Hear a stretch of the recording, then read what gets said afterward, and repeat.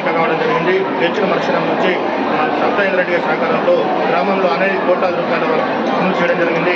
అదేవిధంగా వ్యక్తిగతంగా కానీ ఎల్ఓసీలు కానీ సీఎంఆర్ కానీ అనేకమైన విషయాల కొరకు విధంగా దృష్టితో గ్రామానికి కృషి చేయడం జరిగింది.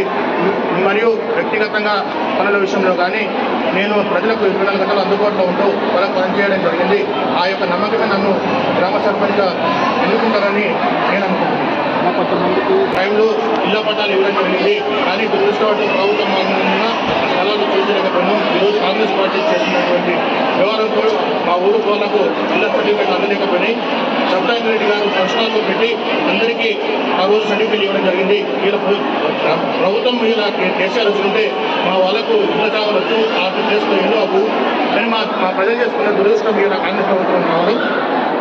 మళ్ళీ మా ప్రభుత్వం 2 నెలల్లో వైఎస్ఆర్ ప్రభుత్వం రాబోతుంది. మళ్ళీ సప్తాయేంద్ర రెడ్డి గారు మంత్రి అవుతారు.